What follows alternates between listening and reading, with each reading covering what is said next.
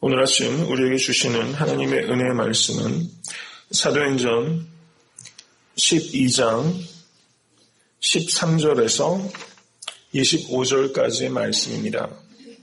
다 같이 봉독하겠습니다. 베드로가 대문을 두드린데 로데라는 계집아이가 영접하러 나왔다가 베드로의 음성인 줄 알고 기뻐하여 문을 미쳐 열지 못하고 달려들어가 말하되 베드로가 대문 밖에 섰더라 하니 저희가 말하되 내가 미쳤다 하나 계집아이는 힘써 말하되 참말이라 하니 저희가 말하되 그러면 그의 천사라 하더라. 베드로가 문 두드리기를 그치지 아니하니 저희가 문을 열어 베드로를 보고 놀라는지라. 베드로가 저희에게 손짓하여 종용하게 하고 주께서 자기를 이끌어 옥에서 나오게 하던 일을 말하고 또 야고보와 형제들에게 이 말을 전하라 하고 떠나 다른 곳으로 가니라. 날이 새매 군사들은 베드로가 어떻게 되었는지 알지 못하여 적지 않게 소동하니 헤롯이 그를 찾아도 보지 못하매 파수꾼들을 신문하고 죽이라 명하니라. 헤롯이 유대를 떠나 가이사라로 내려가서 거하니라. 헤롯이 두로와 시돈 사람들을 대단히 노여하나 저희 지방이 왕국에서 나는 양식을 쓰는 고로 이심으로 그에게 나와 왕의 침소 맡은 신하 블라스도를 친하여 화목하기를 청한지라. 헤롯이 나를 택하여 왕복을 입고 위에 앉아 백성을 효유한데 백성들이 크게 부르되 이것은 신의 소리요 사람의 소리는 아니라 하거늘 헤롯이 영광을 하나님께 돌리지 아니하는 고로 주의 사자가 곧 친히 충이 먹어 죽으니라. 하나님의 말씀은 흥화하여 더하더라. 바나바와 사울이 부주의 일을 마치고 마가라는 요한을 데리고 예루살렘에서 돌아오니라. 아멘. 하나님의 말씀입니다. 사도행전 12장은 헤롯 왕으로 말미암은 박해에 대한 기록입니다. 그래서 야고보 사도가 사도로서 첫 번째 순교를 당했고 그리고 베드로가 옥에 갇혀서 무교절만 지나면 저 역시 참수를 당해서 순교하게 될지도 모를 절대절명의 위기가 초대교회에게 닥친 것입니다. 그래서 초대교회 공동체는 12장 5절을 보시면 헤롯의 칼에 대항하여 믿는 자들의 무기인 기도로 하나님 앞에 간절하게 빌었던 것입니다. 그리고 12장 12절은 마가라는 요한의 마리아의 집에 가니 여러 사람이 모여 기도하더라. 사람들이 계속해서 기도했다는 것을 의미하는 것입니다. 기도는 어떠한 것입니까? 간절하게 계속해서 기도할 때 하나님께서 응답하시는 것을 믿으실 수 있게 되기를 간절히 소원합니다. 이 새벽 제단에 기도를 쌓으시면서 기도 응답의 확신을 가지고 간구하실 수 있기를 바랍니다. 여러 사람이 모여서 기도했던 장소는 마가의 다락방이라고 불리는 그 집이었던 것입니다. 여기서 마가라 하는 요한, 마가복음의 저자입니다. 요한 마크. 그런데 이 요한은, 마가 요한은 바나바의 조카입니다. 그러므로 요한의 어머니는 그 바나바의 누이, 사촌 누이라고 말할 수 있겠죠. 이 집은 참으로 복된 가정인 것 같습니다. 예수님께서 이 가정에서 마지막 유월절 식사를 하셨고 그리고 마가의 다락방에 오순절 성령 강림 사건이 있었고 그리고 베드로 사도가 잡혔을 때 이 가정에 모여서 사람들이 기도하던 장소였다는 것이죠. 저는 성도님들의 가정이 마가의 요한의 집과 같이 그런 가정 될 수 있게 되기를 간절히 소원합니다.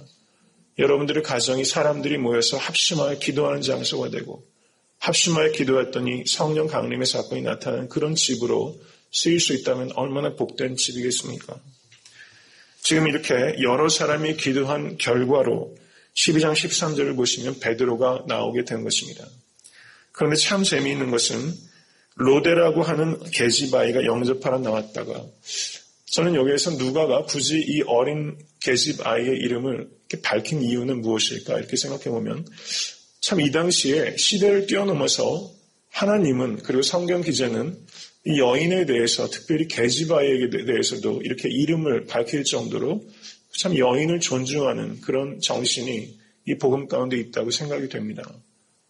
여자는 카운트도 되지 않던 시대입니다. 여인들은 법정에서 유효한 법률적인 증언을 할 수 없던 그런 시대인데 하나님께서는 이 게지바의 이름조차도 밝히시고 어떻게 말하자면 이 아이가 누렸던 그 단순한 기쁨.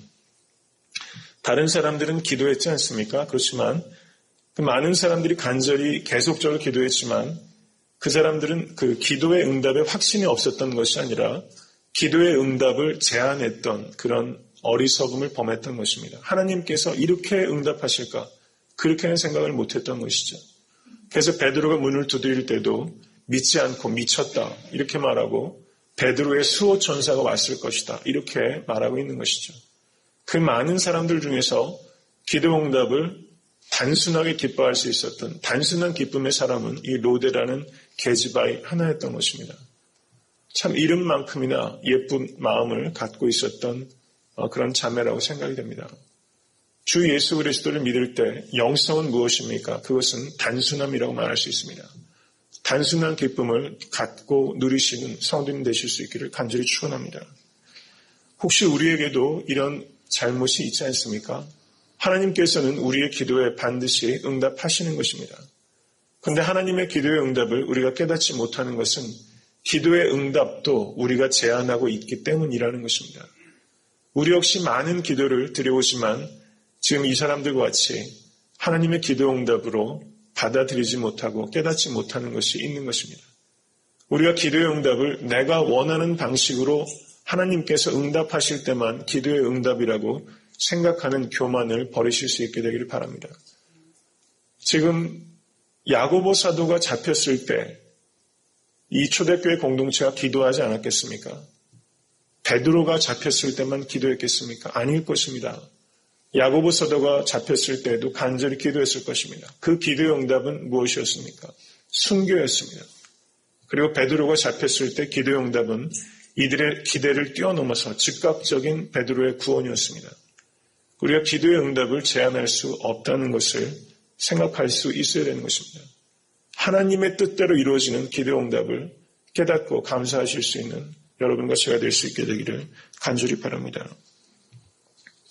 이제 베드로가 그 안으로 들어가서 집으로 들어가서 12장 17절을 보시기 바랍니다. 베드로가 저에게 손짓하여 종용하게 하고 여기에는 직접적인 언급이 없지만 사람들이 크게 소동했다는 것을 암시하는 것입니다. 조용하게 할 만큼 사람들이 이제서야 비로소 이제 하나님께서 기도에 응답하셨구나. 그것을 누리는 거죠.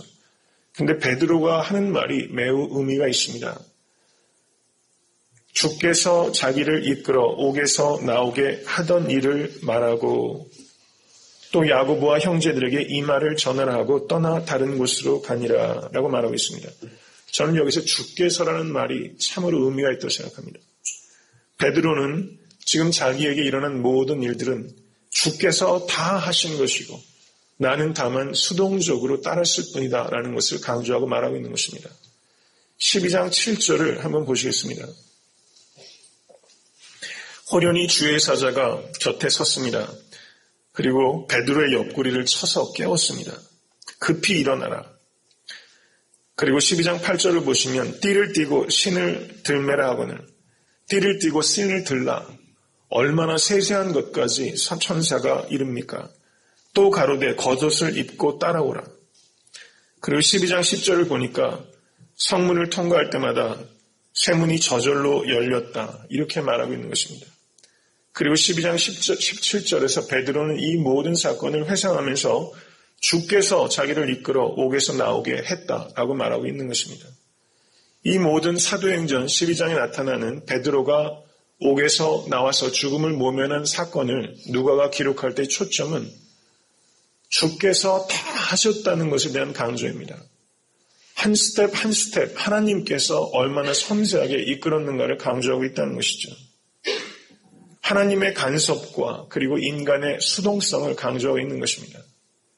우리의 삶에도 이런 고백이 있게 되기를 간절히 바랍니다. 주께서 다 하셨습니다.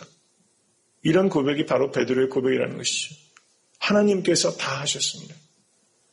저는 성도님들 삶 가운데도 이런 고백이 있기를 간절히 바랍니다. 그래서 저희가 1주년 창립 기념을 저희가 준비하고 있지만 지난 2년을 되돌아보면서 한마디로 우리가 요약한다면 주께서 다 하셨습니다. 이 고백밖에 없다고 생각합니다.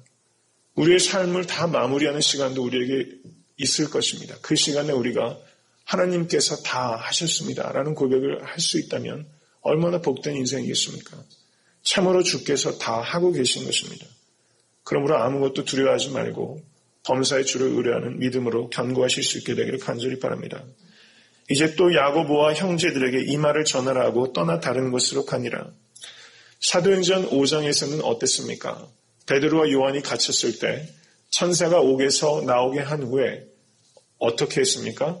잡혀왔던 그곳에 가서 말씀을 전하라고 천사가 말씀하셨습니다. 그런데 여기에서는 옥에서 구한 후에 다른 곳으로 피신하도록 하신다는 것이죠. 하나님께서 역사하시는 방법은 그때그때마다 다르게 역사하신다는 것입니다. 그러므로 우리가 그 인도하심에 민감해야 되는 것입니다. 지금 여기에서 야고보와 그 형제들이 있을 때 이 야고보는 예수님의 형제를 의미하는 것입니다. 마가복음 3장을 보시면 예수님의 친속이 예수를 미쳤다고 잡으러 왔었던 것입니다. 그런데 지금 이 야고보가 부활하신 주님을 만난 후에는 예루살렘 교회를 이끄는 그런 수장이 됐다는 것이죠. 야고보를 통해서도 우리가 예수님의 부활의 증거를 볼 수 있게 되는 것입니다. 여러분의 삶의 변화가 주님의 부활의 증거가 되실 수 있게 되기를 간절히 축원합니다. 이제 다른 곳으로 베드로가 갔다고 하는데 베드로의 행적지는 갈라디아서 2장 11절을 보시면 제가 지금 읽지는 않겠습니다. 베드로는 안디옥으로 갔던 것으로 보입니다. 그리고 사도행전 15장 7절을 보시면 베드로가 예루살렘에 나타나게 됩니다. 이렇게 서신서와 그리고 사도행전을 교차적으로 읽으면 이렇게 역사적인 정황들이 보다 선명하게 나타나게 됩니다. 그리고 12장 19절을 보시면 이제 헤롯이 얼마나 난폭한 사람인가가 다시 한번 드러나게 됩니다. 헤롯이 베드로를 찾으려고 했는데 찾아지지 않자 파수꾼들을 신문하고 그들을 죽이게 됩니다. 사도행전 16장 27절을 보셔도 거기에서는 어떤 기록이 있습니까? 그 바울이 옥에 갇혔을 때 바울이 옥에서 나간 줄 알고 간수들이 검을 빼어 자극하려고 했던 장면이 나타나고 있습니다. 그 당시의 법은 이 파수꾼들이 자신의 임무를 완성하지 못하면 참수하게 되는 그런 무거운 벌이 내려지고 있던 그런 시대였습니다. 그리고 12장 20절을 보시기 바랍니다. 헤롯이 두로와 시돈 사람들을 대단히 노여워했다 이렇게 말하고 있습니다. 이 헤롯은 지금 12장 전체를 통해서 기록되고 있는 것은 권세를 잡은 사람이요 저가 늘 분노하고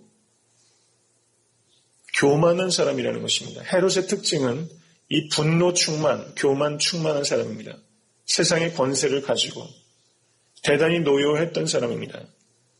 그리고 두로와 시돈 사람들이 뭔가 헤롯에게 밉보여서 헤롯이 왕국에서 나는 양식을 두로 사람하고 시돈 사람에게 제공하는 것을 거절했던 것입니다.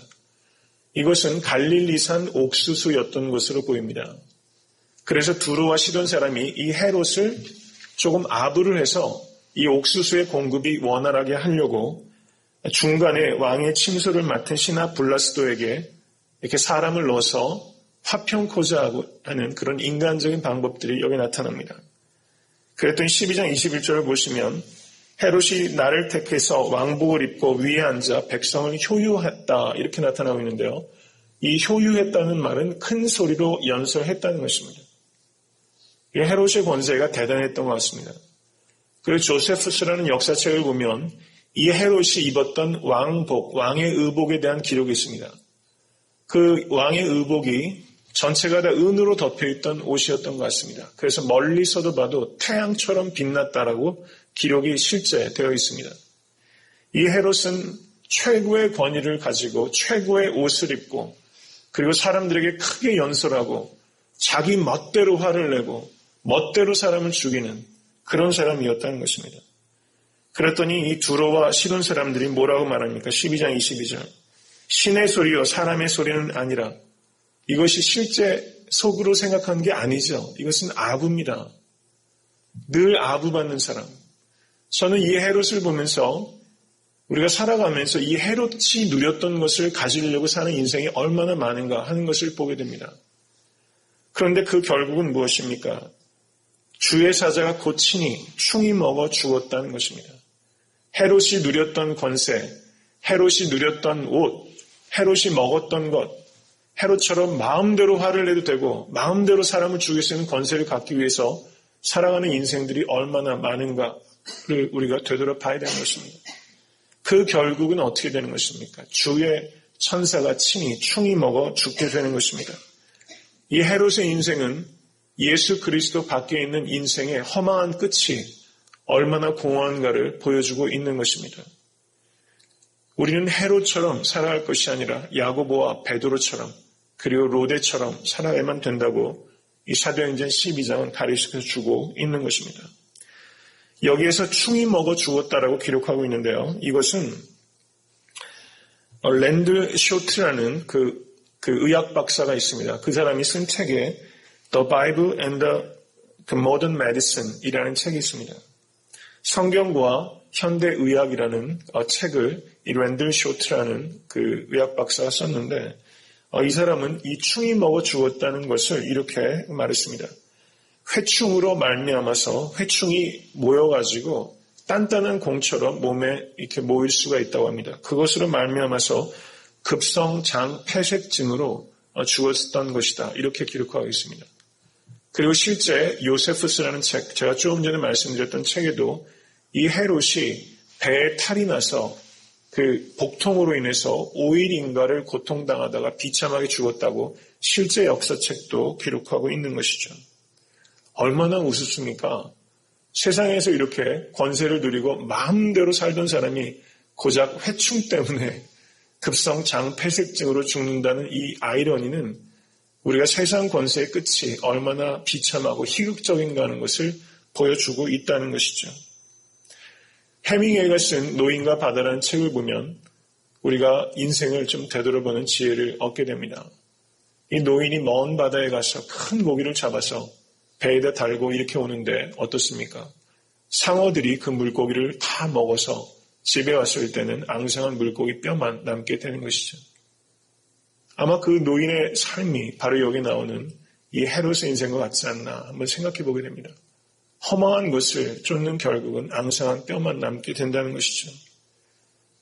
베드로전서 1장 24절과 25절은 이렇게 말합니다. 모든 육체는 풀과 같고 그 모든 영광이 풀의 꽃과 같으니 풀은 마르고 꽃은 떨어지되 오직 주의 말씀은 세세토록 있도다 하였으니 너희에게 전한 복음이 곧 이 말씀이니라. 우리가 세상 권세를, 유한한 세상 권세를, 그리고 세상의 부유함을 위해서 살아갈 것이 아니라 세세토록 영원한 하나님의 말씀을 따라 살아가시는 여러분과 제가 될 수 있게 되기를 간절히 축원합니다. 이제 12장 24절 다 같이 읽겠습니다. 하나님의 말씀은 흥왕하여 더하더라. 베드로전서 1장 24절과 25절의 말씀을 생각하게 합니다. 하나님의 말씀은 영원한 것입니다. 지금 12장에서 헤롯은 승리한 것 같이 보였지만 저가 사람을 마음대로 죽였지만 저는 회충에 먹어 죽게 되는 비참한 결국이 되는 것이고 야고보 사도는 순교하여서 비참한 종말을 맞은 것 같지만 그 순교의 피는 살아서 교회가 서게 되고 그리고 하나님의 말씀은 흥왕하고 잡혔던 베드로는 놓이게 되는 것입니다. 하나님의 나라는 영원히 서게 되는 것을 믿으실 수 있게 되기를 간절히 축원합니다. 오늘 하루도 세상 나라에 속해서 사는 것이 아니라 영원한 하나님의 나라를 위해서 삶을 드리고 말씀의 능력을 신뢰하며 살아가시게 되기를 간절히 축원합니다. 여러분의 삶 가운데 하나님의 말씀이 흥왕하는 역사가 있게 되기를 간절히 소원합니다.